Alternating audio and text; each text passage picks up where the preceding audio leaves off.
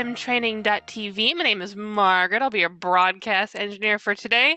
I'm here with the wonderful Christian Schmitz from the MonkeyBread Plugin, the creator of the MonkeyBread Plugin. How many functions are you at now, Christian? Oh no, I would have to look up. Wait, just a second. Where is it? Documentation and statistics. 7,715. I'm pretty sure last time we talked, was it like 500 something? Which admittedly it's been like a month and some change, but still. Christian is always adding stuff to the MonkeyBread plugin. It is frankly one of the best plugins you can get to enhance your FileMaker development experience on so many levels. We use it a ton. I live and need it. Something I was noticing, if you look over the streams of like the past couple weeks, pretty much everyone who came on who wasn't a Claris employee, and they might have it on their own computers, but I don't know if they had it on their work computers, was using the MonkeyBread plugin. You could see in the little corner the proprietary note in FileMaker. There's a reason it is so universally used among pretty much the majority of the top developers. It does a lot. It makes your life a lot easier. Even if you're like, well, I'm really new to the FileMaker platform. Like, do I really need this? Even the basic functions like autocomplete on your variables will help you so much. It's ridiculous. People who hate plugins, like when Nick is one of our people who hates plugins, and he got MonkeyBread installed on his by accident because me and Richard have installed a couple like auto installers in a couple of our databases if you don't have it, because we hate not having it. And Nick didn't realize it was installed, and then his variables began auto-completing, and then he couldn't live without it. So it's truly a fantastic piece of work. Christian is always adding to it. It's always a pleasure to have him on the stream. He's been with us like well over 70 times on the stream now. I have to go back and count. We had like a 60th episode celebration, so that was fun. 74th? Is we at 74? Yes, I was like, it's in the 70s somewhere, I think. That's fantastic. If you're like, I want to go get the plugin, which you can, there is a free version, by the way. It's not that expensive. You should really just buy it. Plugin, I think it's .d. No, I'm misspelling it, monkey. I'll just Google it, and then it'll pop up. There we go. MonkeyBread software. I knew I was missing something. .com. Go here. Go install it. It's absolutely worth it. Make your life a billion times easier. With that being said, Christian, I hear 15.3 is out. What does that mean for everybody? Yeah, that means we have a new live stream where we have to talk about what's new in the new version. Obviously. Yes, we do. So share desktop. Yes. So if you go on the website, you can see the new version is out. The MBS plugin for FileMaker, macOS, iOS, Linux, and Windows. You can download it. There's a Mac version. There's a Windows Linux version. Both archives contain everything, the same content, just differently packaged. And we have a lot of functions. You can read the list. We have events coming up. We have videos. We have here the list of versions. So please, if you use FileMaker 22, please use 15.2 or newer for the latest fixes. Excellent. Older versions may work, may not work. You may run into issues because I'm still fixing stuff whenever I get a new beta version from FileMaker. Yes. And if you inspect the new version, you see we have a couple of new functions. We are going through the list.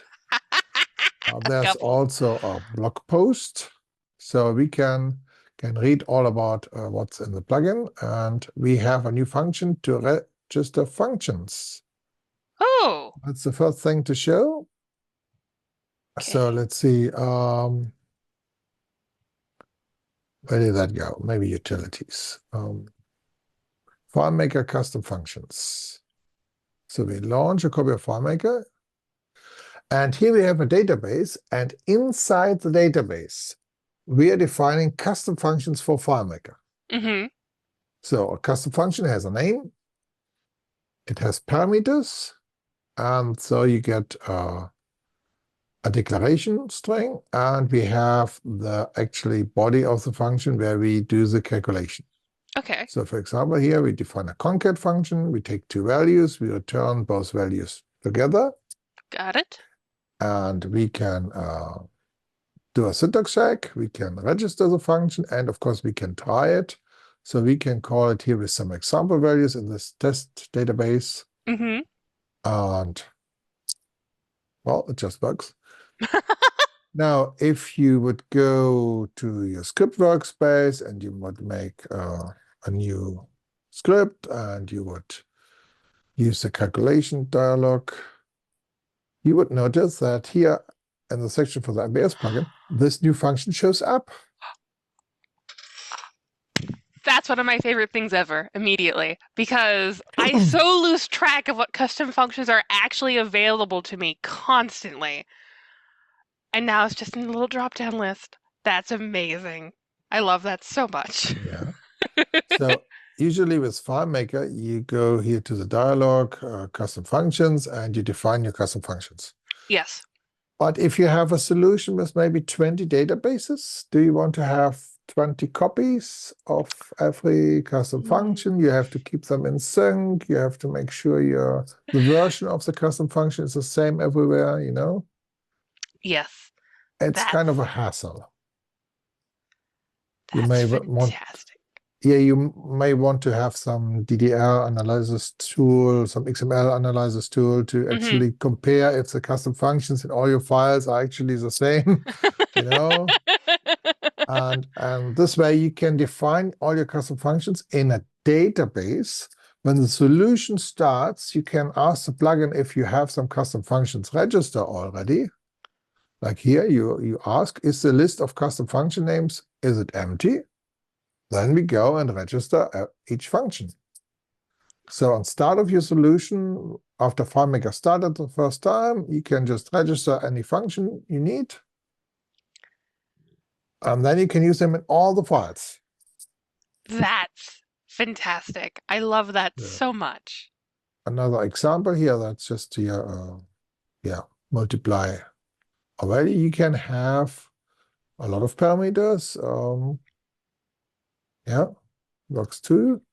And you can actually ask the plugin, how many parameters did I get for my function call? And then you can go through them and ask the plugin, give me the parameter with the given index. And this way you can take a variable number of parameters if you want. So I could just let's try it. Live, you know, so things where things break. So let's say 1, 2, 3, 4. What does happen? Oh, 1, 2, 3, 4. There we go. So, yeah. That's awesome. I love this. Any questions about that? That's cool. So how exactly does it, okay, so real fast, make sure I'm understanding it correctly. It's getting this from the database. You don't actually have to put any of these functions into the custom function area in FileMaker for them to be used. That's awesome. The functions are available until you quit FileMaker or you unregister them. So we got the register function in 15.3, and for 15.4 we get an unregister function. Ooh, so if you decide that you don't want them to be registered anymore. Yeah, so you can register them at any time. It's something I discovered because, well, the plugin by default, you may remember, we have the calculation dialog and we only register one MBS function instead of 7,000. One day I just tried and see what happens if I register 7,000 functions. The dialog takes 10 minutes to open. Because FileMaker adds all the function names to the list here, you know? Yes, I can see how that might be difficult. So 15 years ago, we decided here just one function, but I discovered that the plugin registers this function at start of the plugin, but actually we can register functions at any time. It's just added to an internal list from FileMaker, and then when you call the function, it passes in an ID, and this ID actually allows us to distinguish which function you call. So here you give every function your unique ID, which must be the same, because FileMaker internally will just will not store join, but will actually store something like MBS Plugin function number 6. Oh, okay. So make sure the ID is the same every time you register the same function, otherwise you will confuse FileMaker. Got it. Okay, that makes sense. But cool. You can do whatever ID you like. I mean, you can put in 20,000 if you like, and say my functions are all 20,000 and something. Okay, A number to aspire to. no questions? I don't see any at the moment. I will let you know. Yeah. So to make it a little bit easier, we have here a format function. So if you type something here and you can click format, so it gives a little bit color and Mm-hmm. and Makes it there's a actually syntax readable. check. Yes. Yeah. Which is very Just nice. to help you build your code.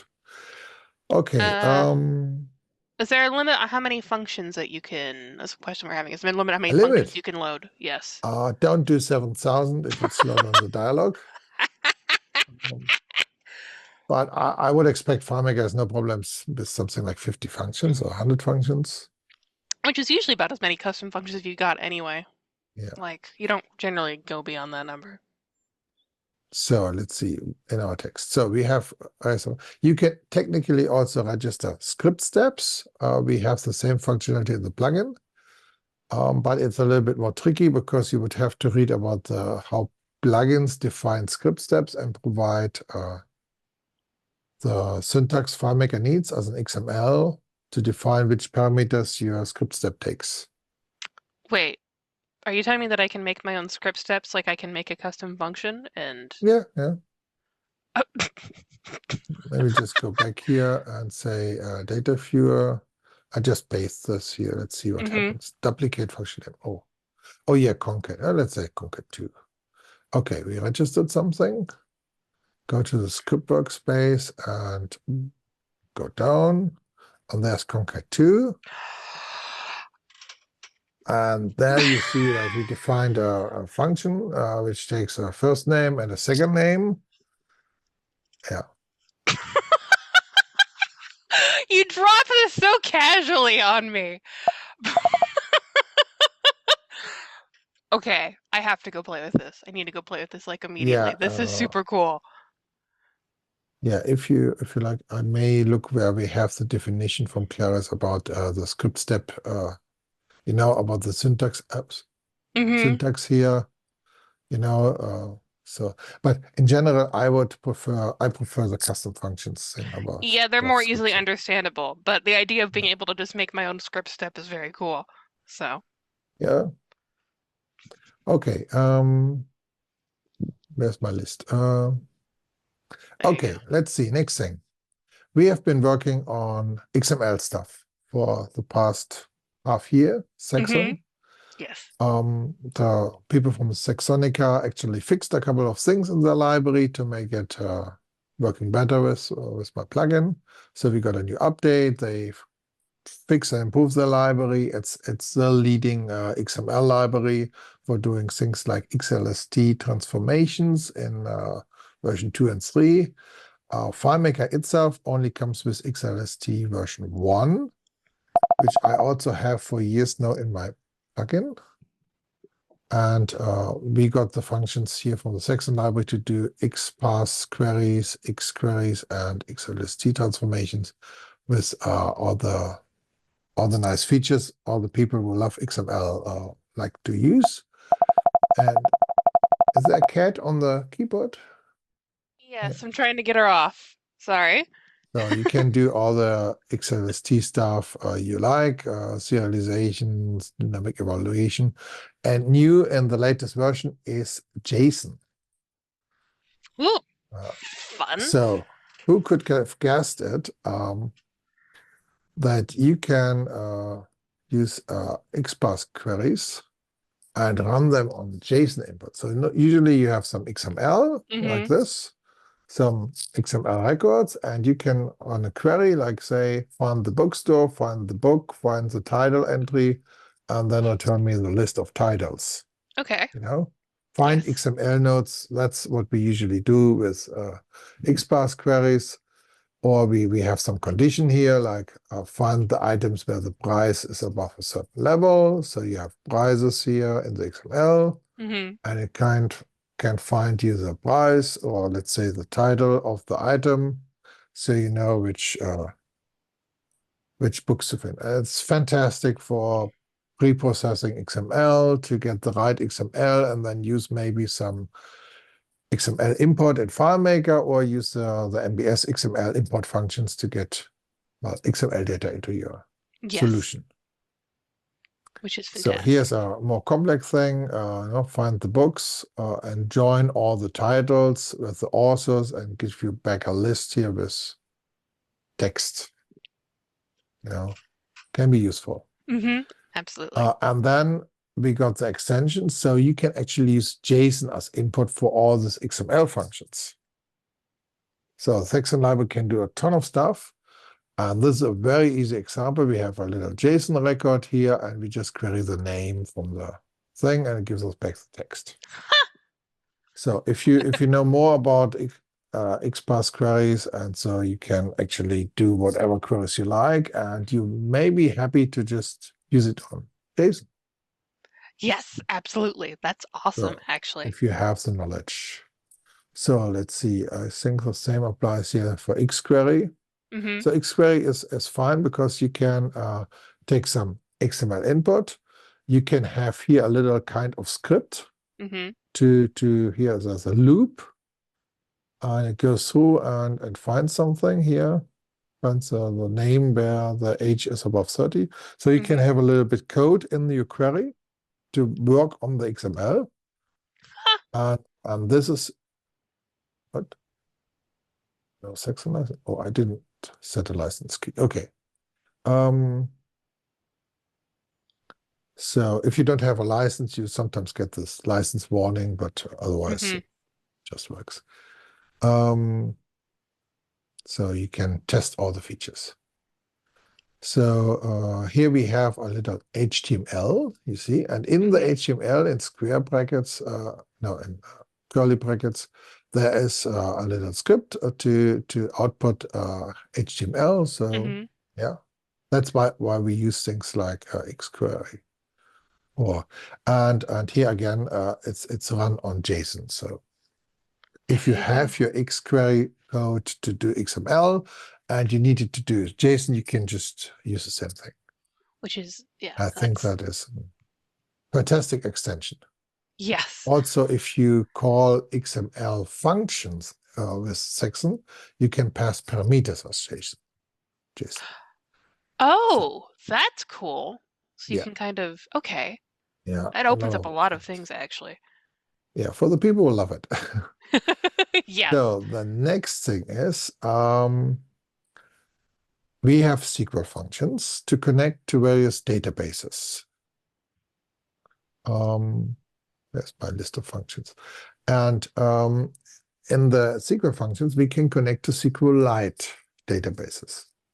Within the SQLite database connections, we can use either the installed SQLite library on the system, we can use the internal SQLite library, or you provide one.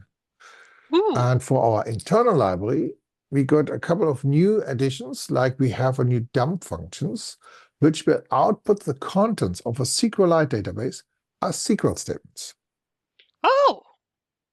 Like if you want to make a kind of backup, you want to have the whole database content as statements, and then you can make a new SQLite database and just run the statements and get the exactly same database back. Or you can make a few modifications to your SQL statements and just run them in FileMaker and use that to copy over your SQLite data. It has various usages, and the dumping is something we could do. Yeah. And I feel like as there's some usual, fun with all the combos. functions, there's at least one client on the world who asked us about that, and I thought it would be a good addition. And while I was working on SQLite, I enabled three more extensions. So we get a couple of extensions in our SQLite library for various things, and we added here things like base64. So for the SQL language used in SQLite, you can enable a base64 function. So you can use that in your SQL queries to convert from base64 text to a blob or back within a query. That's cool, actually, without ever having to see the result. Nice. The next thing is there's a CSV extension which allows you to have SQLite load an CSV file as a table. And then you can use our SQL functions in the plugin to run queries against this table. That's cool. That's really cool, Yeah. actually.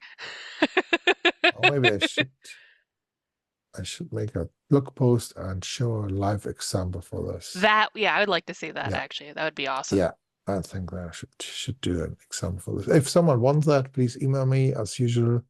If you say I would like to see a live demo, we can also make another live stream to go into detail for the SQLite stuff. Another function is a UUID stuff. So if you use SQLites and you, for example, need to output records to the SQLite database and you need to auto-generate UIDs, you can use the UID function here to generate these new IDs. And you can use that in a default field. So you can have SQLite automatically generate the UID for every new record, and you don't have to specify it when you do your SQL inserts from FileMaker. Ooh, okay. Handles it by itself. Yeah. Extraordinarily nifty. Yeah. Especially with all I like have a few users using a lot of SQLite. And yeah, you know, the SQL functions are great to connect to other database systems. Like you have a client and the client has existing databases. They may have MySQL, PostgreSQL, SQL Server, Postgres, whatever. And you can just say, yes, the MBS plugin can run a script where we connect to this database. We make a query, we get some data, we put it into FileMaker, or other way around, we export something, and so you can interact with other systems. yes, and there's a lot of SQL that's being used with AI these days too. So there's all sorts of Yeah, it's a lightweight format. A lot of applications use it as a file format. So which makes sense. So yeah, and your photos library on macOS, your music library, it's all SQLite. So let's talk about something everyone likes to use if they have a Mac. You yes. know, we have a couple of little enhancements. So let's say I go here and say I write a few lines. Hello world, 1, 2, 3, 4, 5, 6, 7. I write a few numbers. And now I select something. And what the key combination is Control up and Control down. So I can just Control up and move lines up and down. You know, this is very useful if you like to move some text up and down. Yes. Okay. That's really nice. You may Thank know you. that FileMaker actually has that in the script workspace. Oh, but it's not in the calculation itself? Not in the calculation engine. So the plugin adds it for the calculation engine. And so if you, oops, 1, 2, 3, 4, 5, 6, 7. So if you up and down. That's wonderful. Thank you very much. Yeah, it's a little enhancement. Amazing how much work this takes, but you know, the plugin intercepts key downs and this dialog anyway for various reasons. Like, what was it? Command Shift I. Yeah, this shows the invisible characters. So if you have, you know, what is it? I'm gonna write that A down, tab actually. key with my text editor. So a tab key, like if you have a tab key, you get this error, and yeah. So you can easily spot invisible characters. Very useful. That's nice. We had an entire stream about invisible characters causing problems at some point. I feel like in the last couple of months. So Yeah. I'm gonna go write So that let's down. see. We improved scrolling in the debugger. Oh yes, that's an amazing thing. Okay. People love it. So I make a test script. I say, I fill it with something. Let's say I make here insert for loop. You know, we always need for loops. We need a couple of for. Sometimes the interface. So let's say we go into the debugger. And we have, of course, for demonstration, a very small window. And we jump down, and you see Yes. we are not stuck at the last line of the window. The plugin always just makes 2, 3 more lines visible. Oops, that was quick. Step, step, Hmm. step. And we jump to the end if, and the plugin scrolls 3 lines further, so you see what's actually coming after it. Oh my God.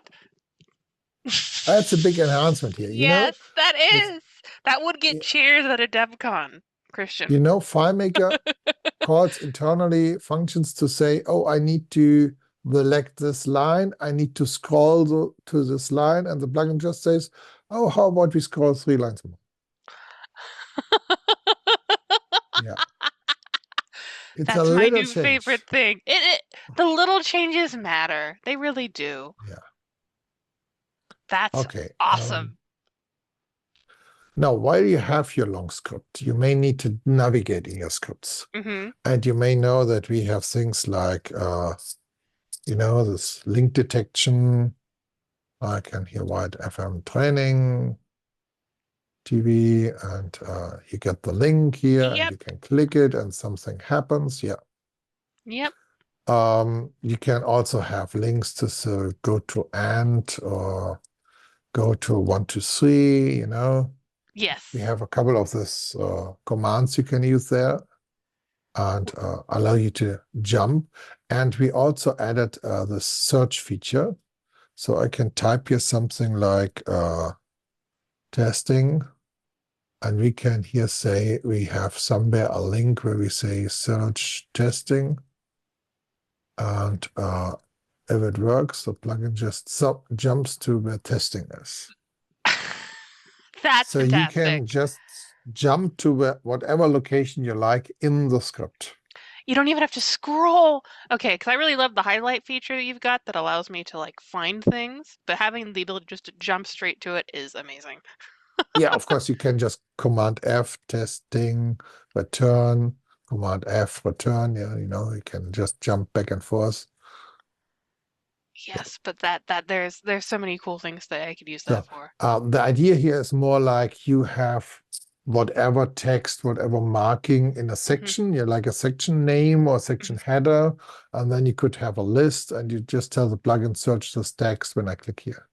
Yep, and it brings you Instead to of go to line 100 and then all your stuff moves down and the line number doesn't match anymore. So Yeah. search is maybe better. No, that makes sense. Ah, that's awesome. Of course, Claris can always come up with a better concept and then add that to a future FileMaker version. You never know. Well. So command links. You can, of course, check here in our documentation, syntax coloring. You find all the things here, and command links are here. And then we have here a description about this feature, and I added search things for sections. So There you go. I what love other that. entities? So we had, should say go to somewhere. Oh yeah, you can jump to other scripts by script name. Yeah. Right. So, yeah. It's one of So those let's super cool just things. test that. So I can write here script clear. It's good. See also, Script and clear. then I jump to the other script. Okay, well, I Um, forgot that existed. I need to go back and add that in all my comments because I have like all those like, nested scripts that are all interrelated. yeah. So, Okay, then next thing. We have a couple of customers using Java. mm-hmm. So they have existing Java code. They like to integrate that into FileMaker. So they need to call maybe a Java function. And how do you know what functions are available? And this has been a pain for years to know which Java classes are available, Mm-hmm. what the name of the functions are. And so we got a function to ask for which classes are actually loaded.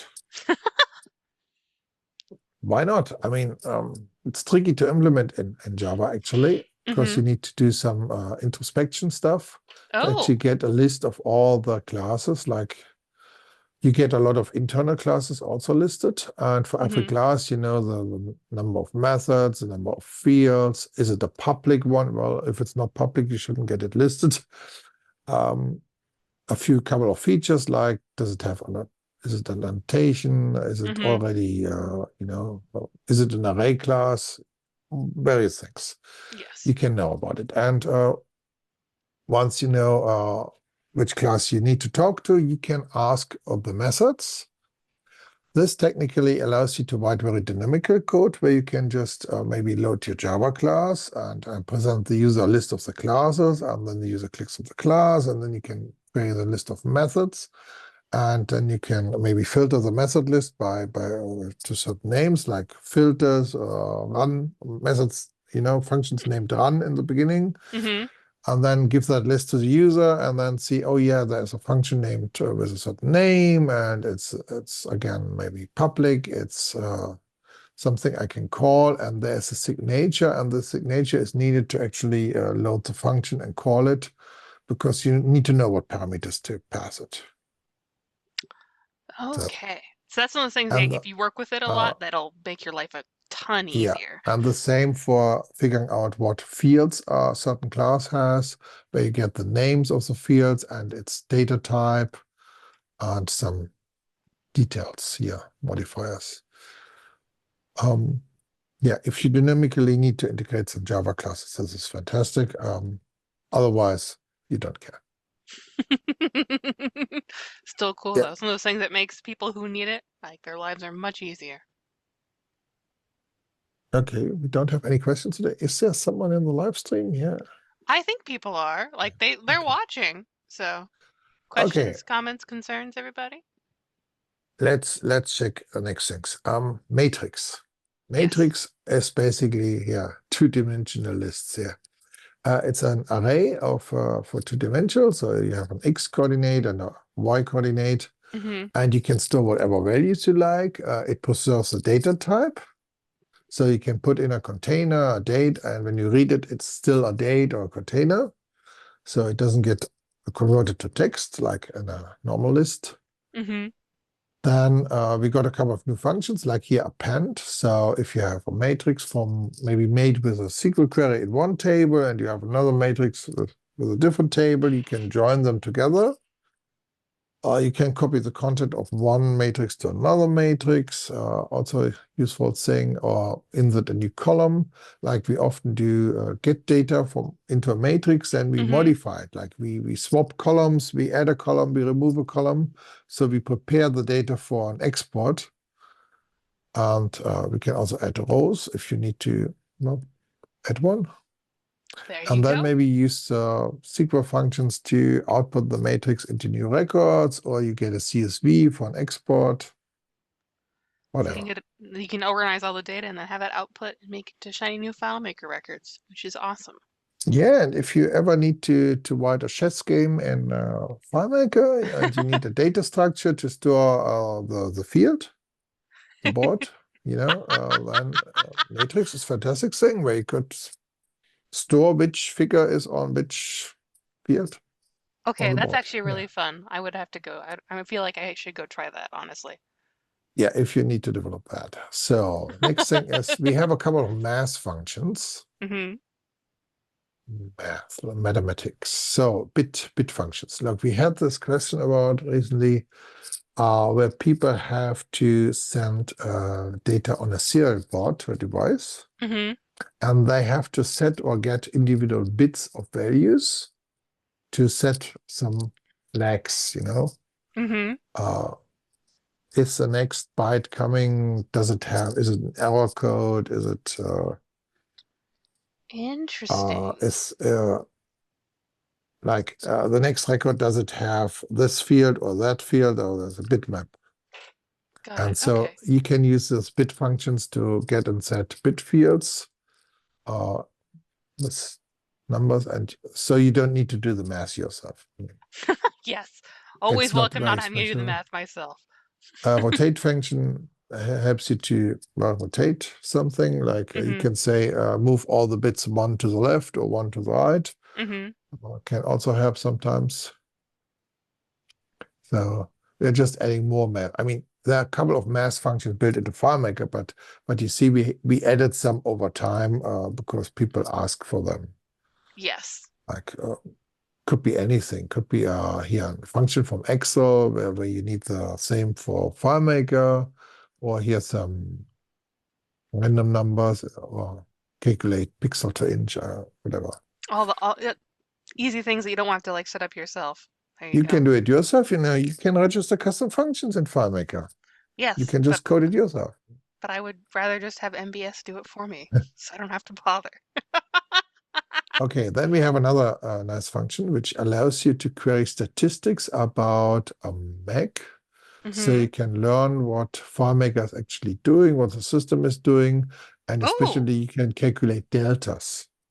that's Like you can nice. get the counters before you do something and then the counters after you do. I have that in an example, I think. Yeah, here.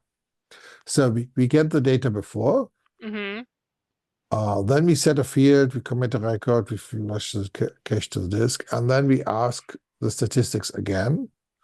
And then we can see how many bytes did this change of one field cause FileMaker to actually write to the disk. Mm-hmm. So how many logical writes did it do? So FileMaker may write the same block again and again for different things. And then how many bytes are actually gone to the disk.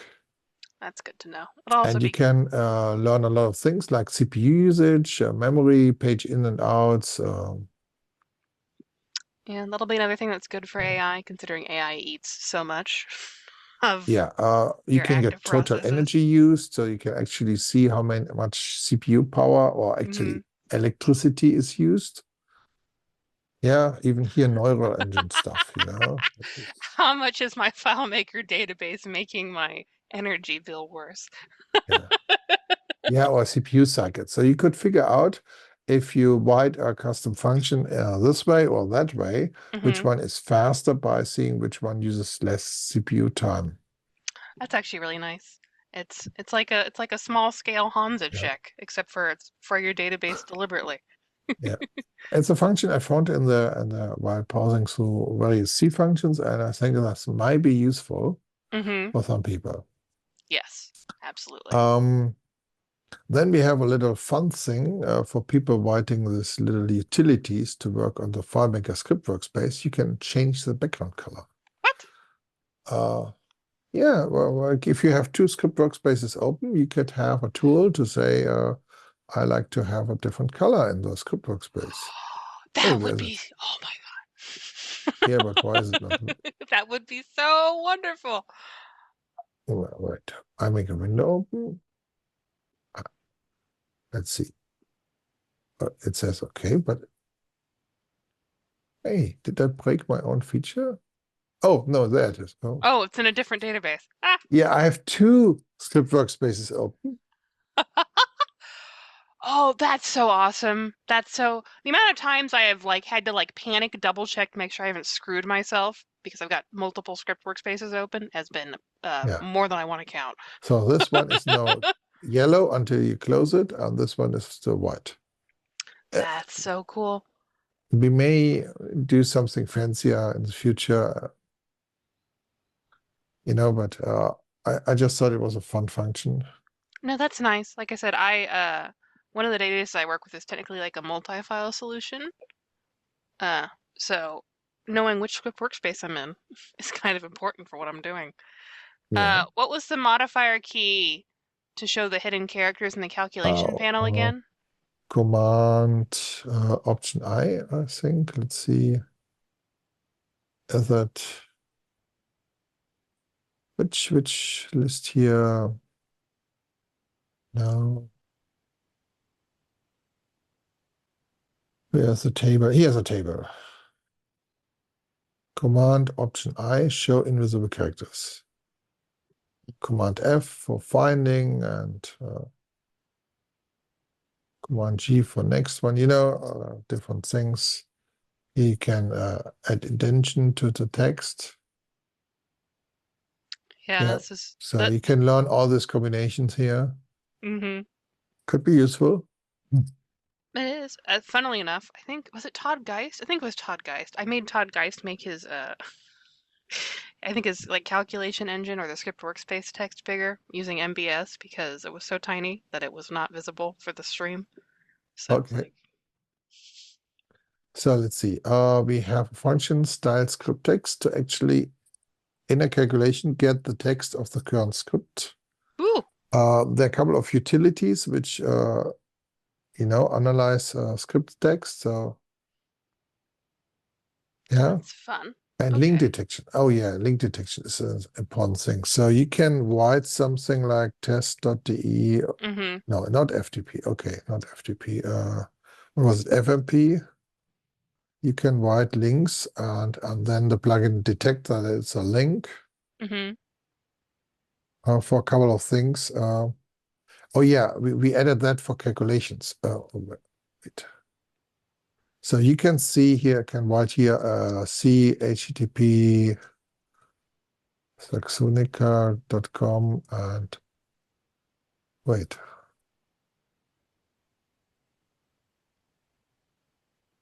Hey, is it not working?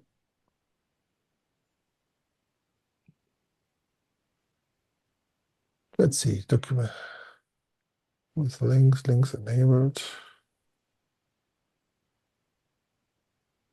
Did I break it again? It knew that you were going to present on this live, so it immediately caused a problem for you. Let's see. Test.scrum. The link detection is not working. That's strange.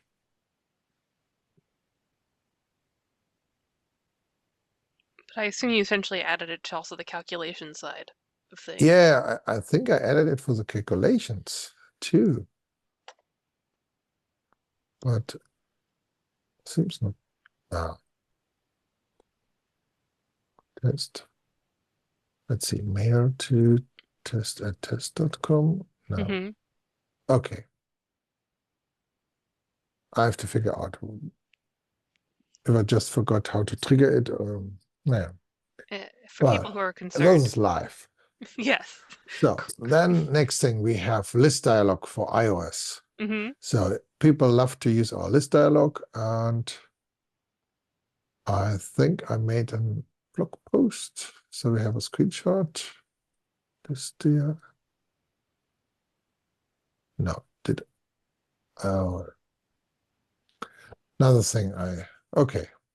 So the list dialog allows you to show a model list, Mm-hmm. and the plugin does it on iOS now, and with a lot of the options, not all of them, because for example on iOS the list is basically one column, Mm-hmm. but you can have a subtitle on every item, and Ooh, that's actually really don't. nice. I quite like the list dialog myself. So Yeah, but why don't I have my? I thought I wrote a blog article for this, but you're literally so busy that it wouldn't surprise me if you're like, I need to do this, and then you got stuck in did the I endless. forget to post it? Okay. Good. If you are interested in that, please email me, and I can see if I find it and post it next week. But the other thing I did for iOS is in the round card windows. Mm-hmm. So I can show them now for. So in 15.3 we have them for the backend windows. So you can show a card window, and the plugin makes the card round. Yes. This is something where we have a blog post, a card. Like here's the screenshot for iOS. Oh, it does it for iOS too. That's nice. Yeah, but for the next version. Ah, okay. Well, I look forward to that then. And here's a screenshot for Windows to prove that it's working. It works on both. Yes. Yeah. That's exciting. So the key thing here is whenever you create a card window, Mm-hmm. you would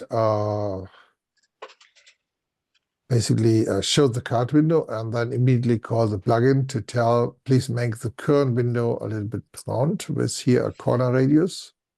12 is I think quite a quite good one. Yeah, looks round enough. There you go. You can also use our feature where we can monitor the mouse clicks and you tell the plugin where your card window is. And then the plugin can trigger a closing script when you click outside the area. I need to do Let's that. just let's just try this. So we run this script, and now I click here on the side, and you see Oh, there's a close script triggered. And so I can check if the card is showing. We can close the card, and this way the user can click outside the card and close it. Yeah. okay. So I need to go add that immediately to all of my card windows because the amount of Yeah. times I have really frustrated customers who can't hit the escape key or can't find the X or whatever it is. Mhm. They just click frantically and they do funny things. So that would fix Yeah. that And problem don't very forget quickly. to tell the plugin that the card window is closed, Got it. which we put on the here exit There you layout go. trigger. So it happens all the time. Whether you close it with a plugin or not, doesn't matter. Yes. Just tell the plugin, stop watching the mouse. There you Um, go. This is kind of a goofy question, but how round can you make the round corners? Like, what's the maximum level of roundness available to me? oh, just let's mess. Okay, I don't know. I'm just curious.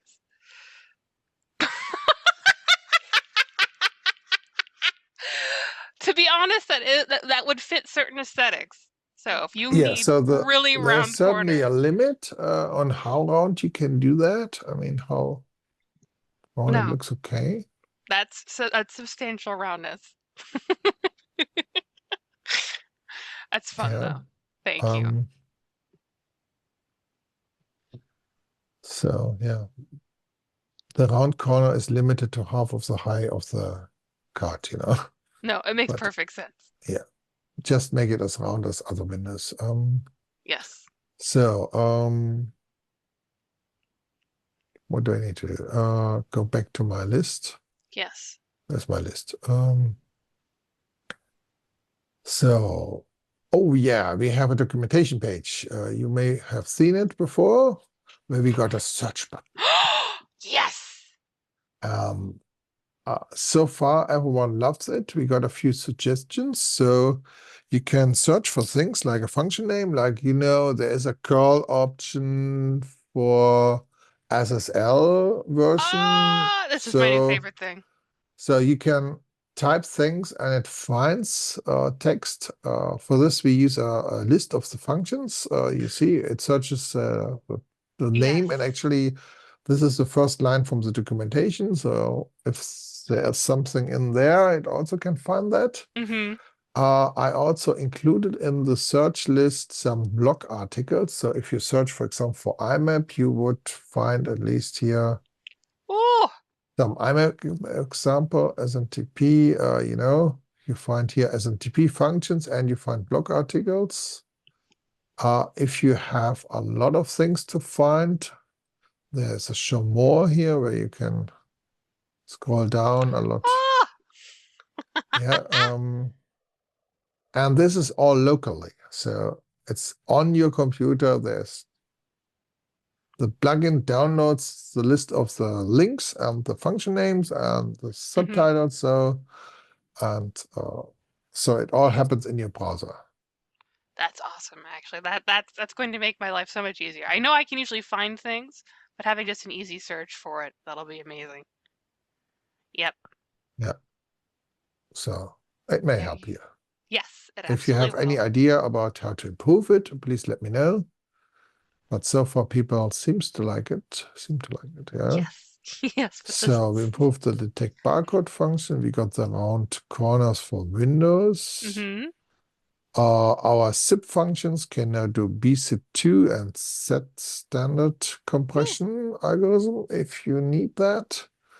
It's nice. more of a thing. If you get a zip archive and it doesn't unpack with the old plugin version, you may have one of these. There you go. um, in DynaPDF, you can have signature fields. You may have seen that in the previous live stream. Mm-hmm. You can actually have several signature fields on a PDF, so you need to decide which one is the active one for signing. Ooh, okay. Um, And we got a print file function. So you can tell the operation system, please print this file. And then the operation system will have to look up some database on which application is the application for this file type, and then open the application, tell it to print. Oh, This okay. is like if you click a file in the Finder and you use here the print command. Yes. This is the same stuff on Windows. There's also a context menu command to print, and we just invoke that. So if you have, for example, a Word document, Word would open and print the file and then close. Nice. You skip all the dialogue fussing, having to do with it Yeah, yourself. it's some automation thing. And as usual, thousands of customers, someone needed that. And for me, it's usually if something looks useful for other people, I may just decide to add it for one client. Yes. Which makes sense. No. And 7,000. then as a maintainer of a big library, I also have the duty to update a couple of libraries from time to time. So curl got an update, DynaPDF, libarchive. The Mongo database driver got an update. The Saxon library, SQL API, SQLite, yeah. There you go. So, and let's see if I missed something by going through the release notes. Whenever there's a new version, you may want to go through the list and see if there's something interesting for you. Like we got a new button for the data viewer. Let's see. So let's see. We could write a script. Set variable. Let's say we have an XML. And we put in some XML. 1, 2, 3, 4. That's not a good one. Make it a bit bigger. We need some more text. So let's see, copy that. And so we have some XML. We also may have some JSON. For that, where do we get some JSON? So typing it,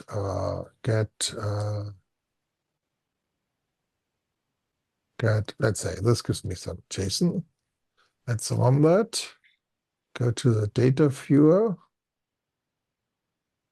So, and I can see I have here XML, and I got an MBS format button. Oh, okay. That's one of my favorite things, officially. And it formats the XML and gives it some color. And if you like to keep it, you can press OK. If you don't like to modify the data, you can press cancel. But clicking OK will save the changes to your variable. So it's just the MBS plugin formatting whatever is in this text field. If you have some JSON, this is formatted not like the plugin would format it. So let's use and then MBS it color formatting. codes it so you can read it. That's so nice. So it may help you to actually read the content of the JSON. Yes. No, there are so many long variables I can think of where you have to sit there and squint, going like, "Can I find the thing that I'm looking for? Maybe." I'm usually thinking about web services which minimize the XML or the JSON by removing all the space characters. Yes. So it's one big text blob. You can't read anything. No. Again, I'm pretty sure some of the AI return stuff, if you do like that from insert from URL, returns it as big, unreadable blobs. So you're like, oh, well, hopefully I can figure that out. No, that's great. That's one of my new favorite things. JSON compact, isn't it? Compact. Let's just make it. So yeah, like if you get this. Yes, I know what this looks like. I see it all the time. Yeah, all the time. And then you click the button. Okay. That's one of my new favorite things. Okay, that's something in the release notes I missed in my. So if you do Gmail, we have a new example for doing OAuth with Gmail. Woo! That'll be good. Could be useful. We also have the Microsoft 365 example, which also is useful for people because nowadays more and more mail services are, doing open authentication instead of just passwords, so they can do two-factor authentication. Yeah. What's the sample file called out of curiosity? Because that's like a popular question I Let's get. see. Okay, we go to call, and then we have email, and there's an Office, and there's a Gmail file. So There you go. actually, I just modified the Office file to change it for Gmail by just changing a couple of things, like here in the scripts. Mm-hmm. Go through and find everywhere where it mentions Microsoft. Mm-hmm. Like here's the URL and the name of the things. Where is it? Where? So here are things we ask for, your scopes and the URL. So I had Mm-hmm. to change all the things. The scope is here mailed Google.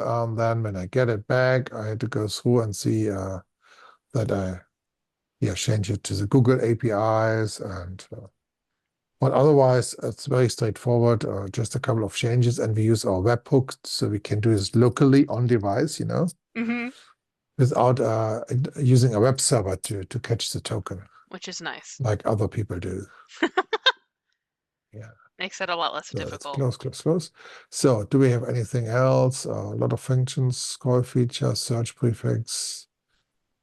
We have the sharing service. So on Mac, you can use the sharing service to make a formatted text into an email with mail Mm-hmm. and include attachments. So we have here share values, helps there. If you want to know if your application is running on the new operating system from Apple, we have a function to check for this.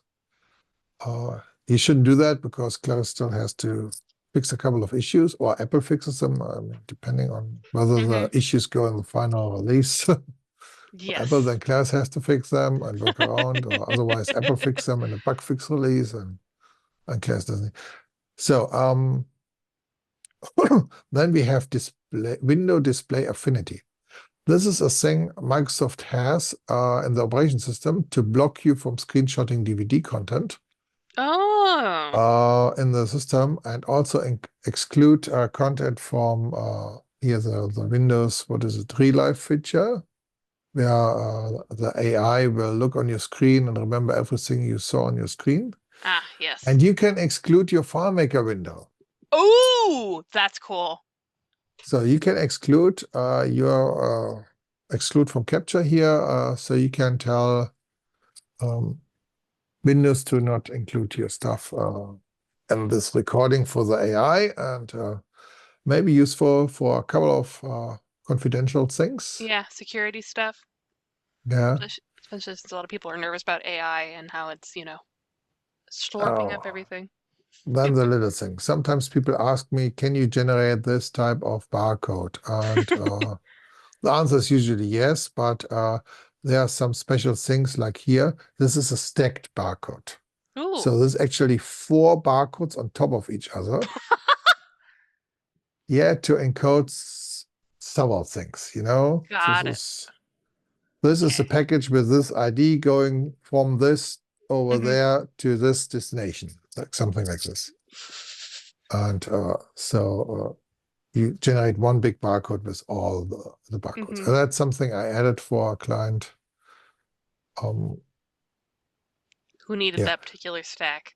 Yes. And then I had a customer who asked me, here, I'm going to this dialog, I'm searching for a field, Mm-hmm. I'm doing something, I'm coming back to the dialog, and next time I'm searching again, and I'm going back to the dialog, I'm searching again, and Mm-hmm. then I'm going back to the dialog, and the plugin sees you are searching a lot, so we show the search bar. Ah! Okay. Again, that's so nice. That's It's so nice. just to have one less key, because you can just go and type and what is happening? Description, did that misspell? Something is broken. Hey, what's going on?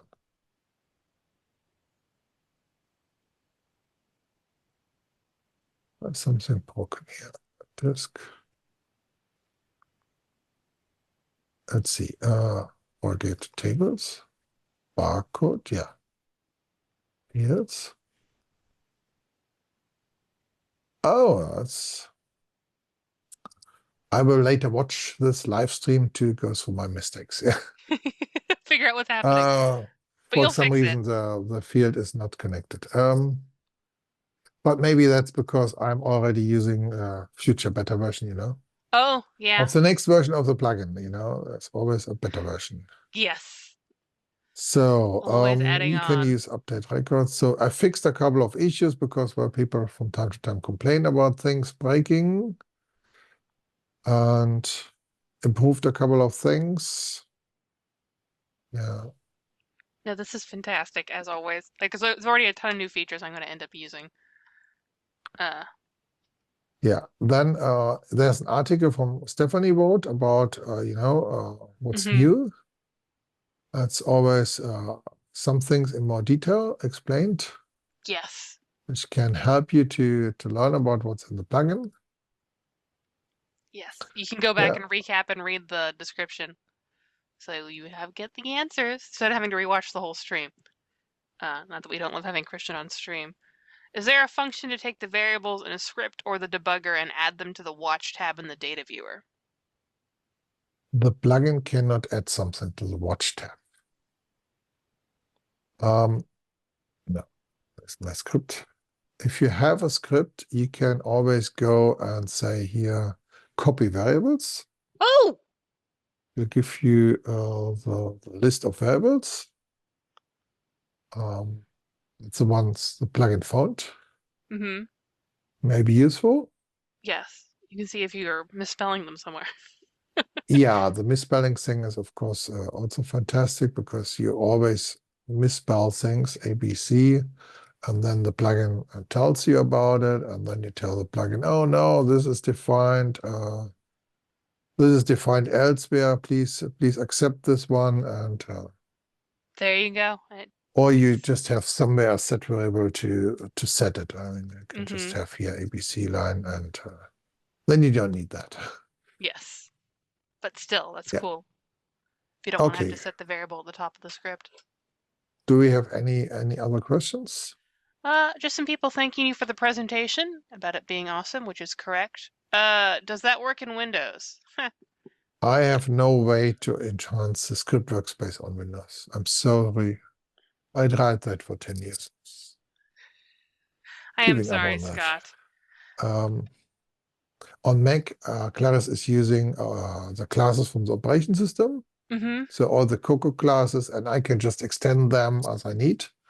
On Windows, they have their own C++ classes, and I don't see a way to intercept the function codes there. That makes sense. Unfortunate for our Windows friends. Otherwise, now, mostly just people thanking you for the presentation, so which is good. It's been a cohesive one. It's like there's a lot of cool stuff I intend to go try very quickly. The first one Yeah, being closing the card windows when they click out of it. I can add that to all of my things immediately. I know I need to figure out why I broke the link detection again. Well, you said you're on the future version, right? You're on 15.4. Oh yeah, it might be some bug, but still annoys me. That's valid. That's understandable. I mean, I know it annoys you, but you're Christian. I know that you'll fix it, so I'm never particularly phased whenever I see the rare bug pop up with you. Yeah, it's all life. It's the way it is, and you fix it pretty much So, close to immediately. All right. any more questions? I think we're good. I do have a Q&A with you scheduled, which will be yeah, lots to review, which will be advertised. I imagine people will pop in with all their questions there. So I think that's when. I think that's the 29th of August, so in like 2 weeks. So Okay. thank you very much, everybody. Hope y'all have a lovely day and a lovely weekend. Thank you, Christian, as always, for the really Thank cool you product. Makes our for development having lives me. much easier.